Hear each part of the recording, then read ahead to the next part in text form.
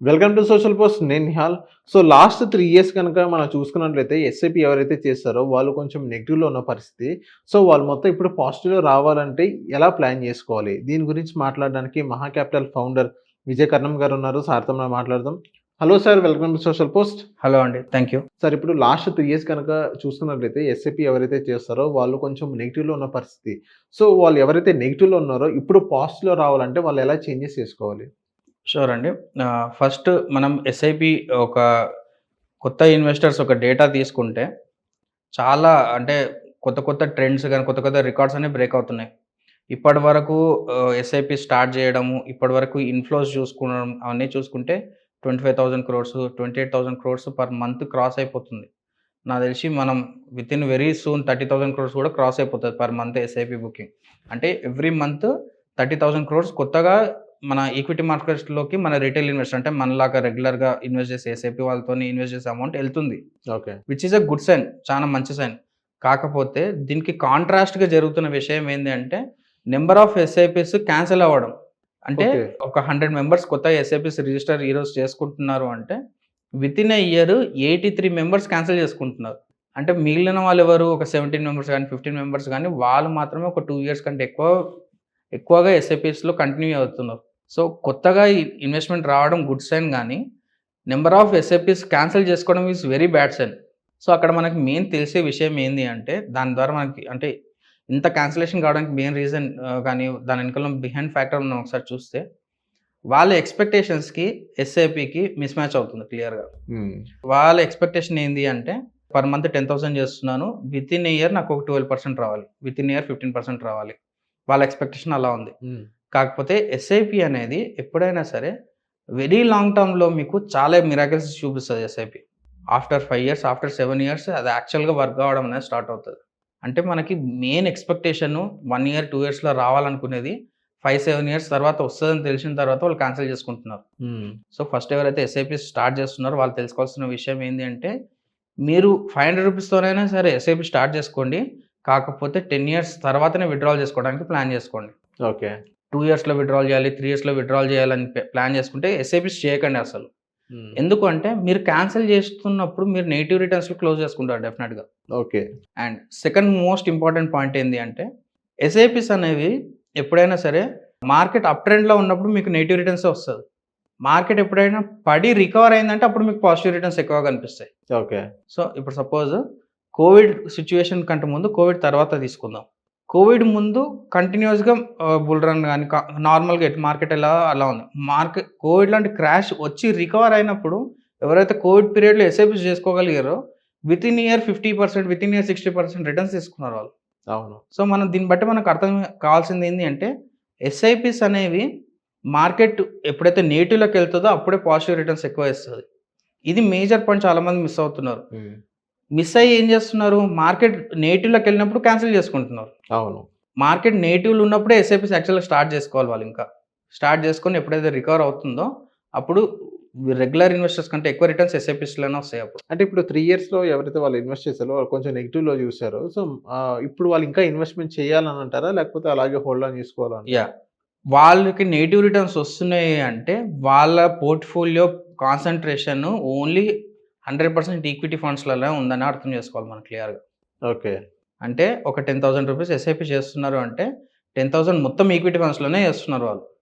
అదే clear reason మనకు తెలుస్తుంది. ఎందుకంటే మార్కెట్స్ ఎప్పుడైతే ఈక్విటీ ఫండ్స్ నెగెటివ్ రిటర్న్స్‌కెళ్తున్నాయి, అందుకే వీళ్ళకి ఫండ్ పర్ఫార్మెన్స్ ఇస్తలేదు అంటే వీళ్ళ ఎస్ఐపీస్ మొత్తం ఈక్విటీ ఫండ్స్‌లోకే ఎళ్తున్నాయి. సో, అప్పుడు మనం ఏం చేసుకోవాలి అంటే మనకి ఫస్ట్ మోటివేషన్ పోగొట్టుకోవద్దు ఎస్ఐపీస్‌లో. ఎస్ఐపీస్‌లో మోటివేషన్ పోగొట్టుకోవద్దు అనుకుంటే 100% ఈక్విటీ అలొకేషన్ ఉండొద్దు. ఓన్లీ 50%, 60% ఈక్విటీ అలొకేషన్ పెట్టుకోవాలి. మిగతా ఒక 10, 20% మనం ఏం చేసుకోవాలి?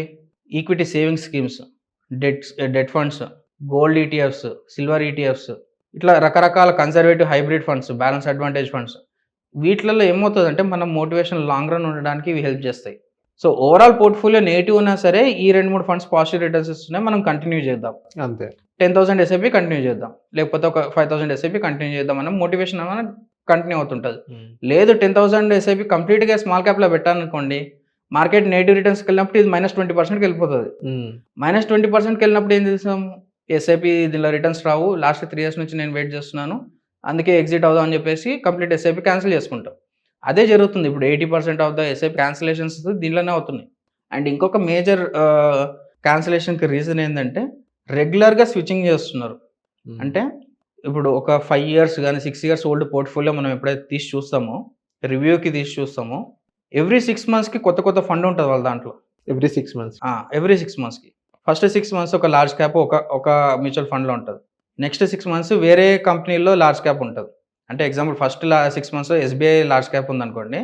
Next 6 months HDFC large cap ఉంటది. ఎగ్జాంపుల్ చెప్తున్నాను టాప్ 100 గాని అట్లాంటి ఫండ్స్ ఉంటాయి.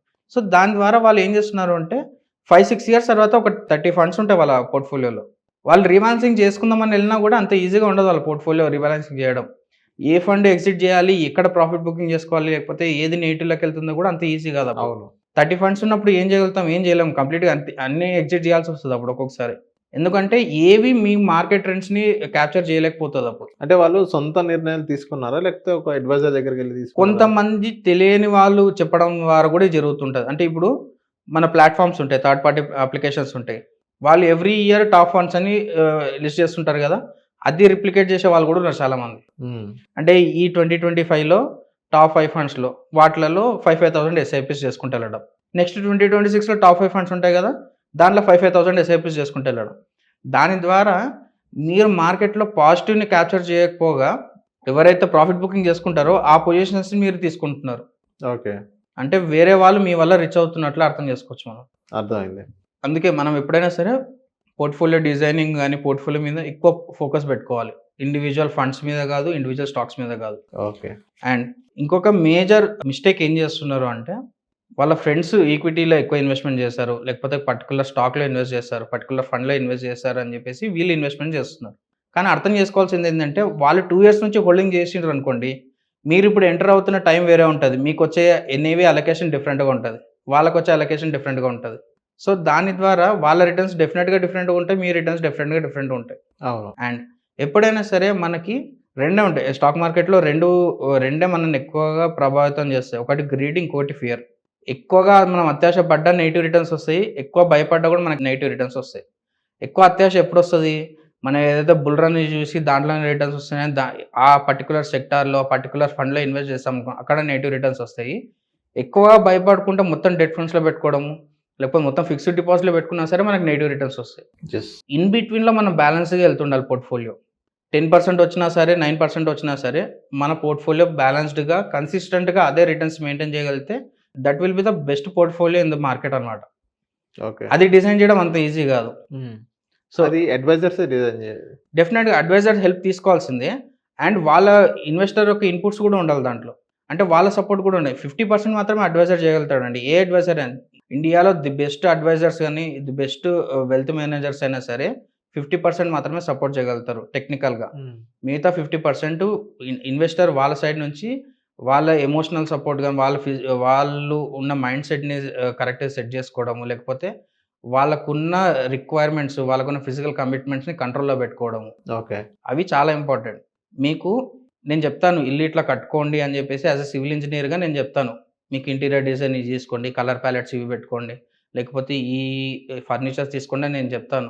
కాకపోతే ఆ ఫర్నిచర్ ఎట్లా వాడాలి, లేకపోతే ఏ కలర్ ఎక్కడేసుకోవాలి, లేకపోతే నా ఇంటిని నేను ఎట్లా మెయింటైన్ చేసుకోవాలనేది మనకు తెలిసుండాలి.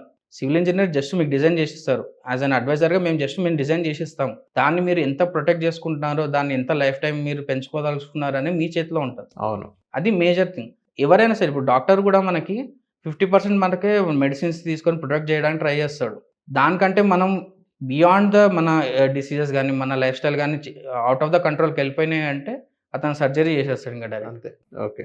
అట్లాగా. ఓన్లీ 50% మాత్రమే అడ్వైజర్ హెల్ప్ చేయగలుగుతాడు. మీకు టెక్నికల్‌గా గాని, లేకపోతే మీకు అవేర్‌నెస్ పెంచడం. మీకు ఈ ఫండ్‌లో ఇంతింత రిస్క్ ఉంటది. మీరు ఇంత టాలరేట్ చేయగలుగుతారా? చేయలేరా? అని తెలుసుకొని చెప్పడం వరకే అన్నమాట adviser role. Beyond that it will be in investors hand అన్నమాట. Okay. Okay. So, thank you sir. మా సోషల్ పోస్ట్ వచ్చినందుకు. థాంక్ యూ అండి.